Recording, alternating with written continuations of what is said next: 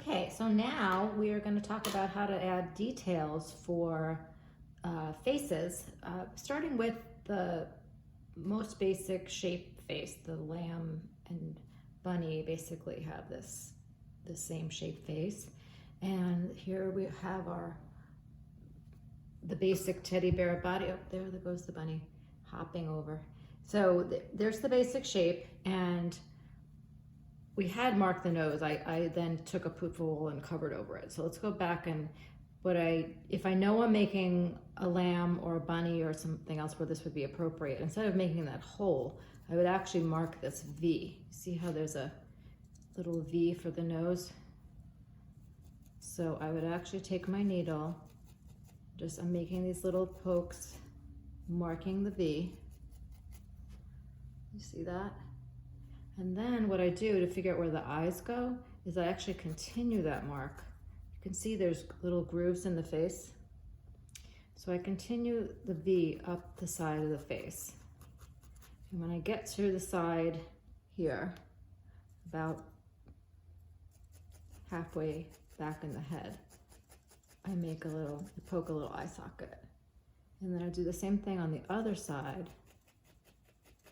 To make sure you're getting it symmetrical, you may want to look from overhead and make sure you're going to put the eye the same distance back. And then you can look at it from the front. So before I even add any more wool, I've marked out a symmetrical face and I basically know where I'm going. You can also mount on these things. You could either add wool or you really just can do a little bit of indenting, where you don't have to do one at all. So now I'm going to take in the kit for the lamb, we have a little bit of pink wool. That's for the ears and the inside the ears, and the little tiny bit on the nose. Really giving you too much. The black wool is for the hooves, the hooves and the eyes. And we're going to do a little bit on the nose. So I'm first going to start with the nose. All right, make sure you can actually see this. Taking a tiny bit. Some people like to roll this up and make it into this tiny thing. That's really not how I do it. I just take a poof of wool. And we can talk in the live class about ways you could develop your own way to do this, but I take a tiny little bit of wool. The more you take, the thicker that line will likely be. And the way I get these really fine lines is that I'm going to start on one end. I poke on an angle toward the wool along the line that I want to make. And I poke on one side, and then I poke along the other side on this slight angle. So what I'm basically doing is the wool, if you think of the wool as this stripe in the middle, let's just use my hand.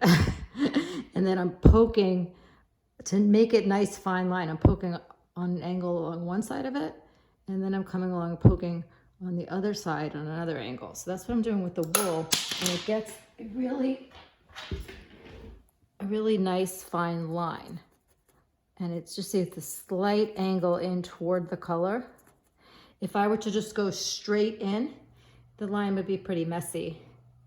And I can actually, if I keep going over this, I can get it finer and finer and finer.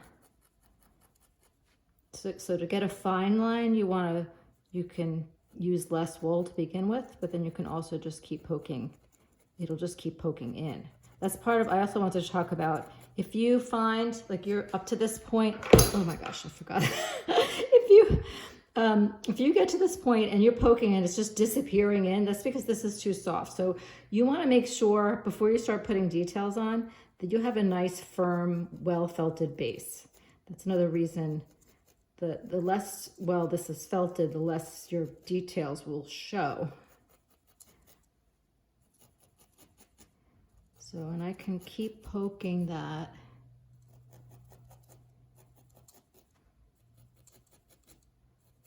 I don't know if you could tell that I'm doing it like not straight in, but I'm basically tucking, but the way I'm poking is tucking in the edges of the black Okay. So, and there may still be these stray pieces. You could either continue, see those, you could either pull them out, but just be careful when you're first starting, you might pull the whole thing out. You could cut them with scissors, or you could keep poking until they're tucked in. So then for the eyes, so anytime you're doing eyes, what I do is take the same amount of wool and lay it out for the two eyes ahead of time. You can make these eyes really tiny or really big. It's up to you. I gave you way too much black wool. It's mostly for the hooves. I don't think you should make giant eyes, but you could. And they're gonna, so you see these look like big poofs, but they're gonna felt down to nothing. One of the ways to see how small they're gonna get is by squishing. You can roll them in your hand and see what they would look like. That's still gonna get smaller than that. Now, I do like, anytime I'm doing eyes or anything that needs to be symmetrical, I like to figure it out in advance, but just so you know, it's not necessary completely, because even if I take the same exact amounts of wool, if I poke this one in more, it's going to be smaller. So no matter how even the wool is to begin with, you still have to felt them the same. So even if this one were more wool, I could make it look exactly like this one by just felting it in more. So you'll always be able to make adjustments, but it just makes sense to plan ahead a little bit.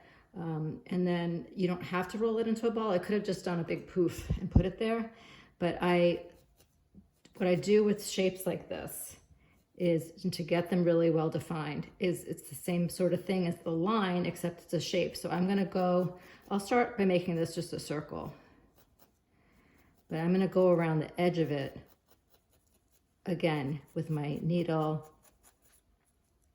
angled in toward the eye.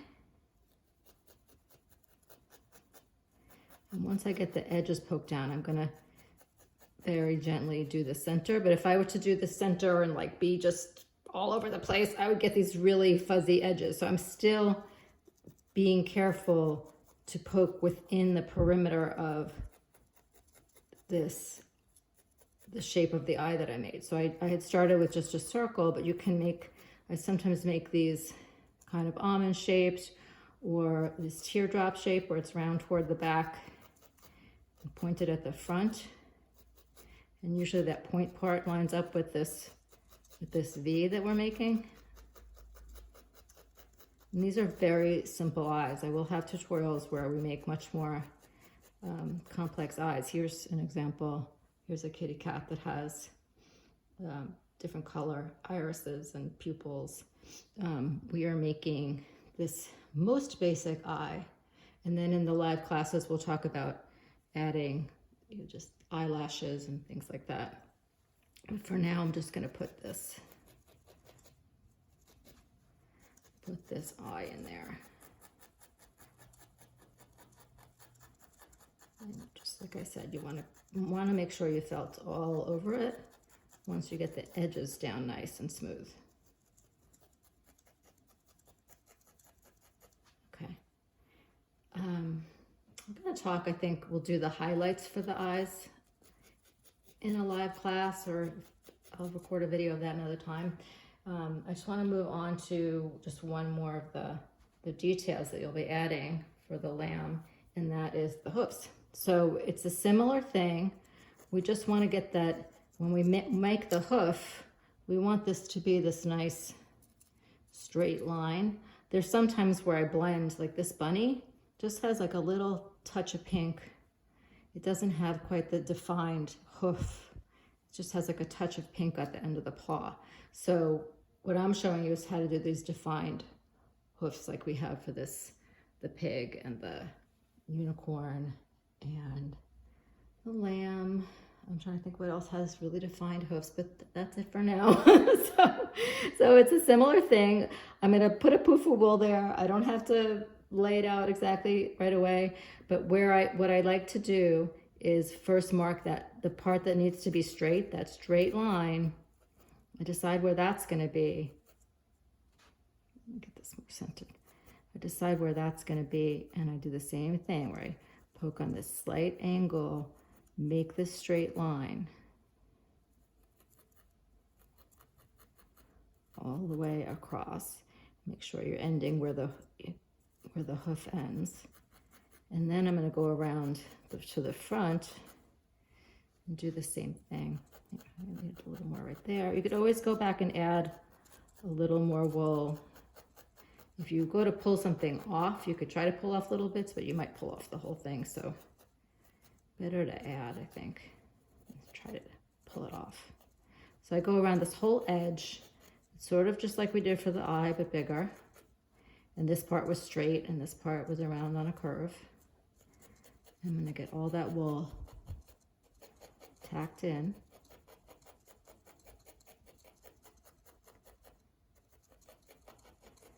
And I'm just going to, again, see that's still a little wavy, that line, so I can either add some more wool or just keep poking until I've gotten it more under control. And then you can still see how loose that is, because I haven't poked the center of it yet. So then I'm going to poke all over. You're going to do that 4 times. If you want it, you could still, if this winds up being, like I said before, if this was kind of squishy and as you're felting this down, it's getting too small, you have plenty of black wool and you could add another layer. But it's probably fine. I'm going to grab one that has a completed face and hoofs to show you. So once I do all 4 hoofs and both eyes, I'll show you how to add the highlight in the eyes. We'll talk about that. Oh, the poof of, let me just do the nose a little bit. So there are some noses where, like I said, how I did just a little hint of pink on the bunny paws. That's sort of what I like to do for the pink on the lamb's nose, is just a hint of the pink. So I'll show you that, whereas this other, like this kitty cat has a more like an actual pink nose. The pink on the lamb's face, we're just gonna take a tiny smidge of pink, put it there and poke it in. And you can do that either before or after you do your black line. Just make sure you don't cover your black line. So that's it. So once I do, like I said, both eyes, 4 paws, nose, and little ears, you wind up with this. And then this guy is ready for curls. You'll be very happy to get some curls.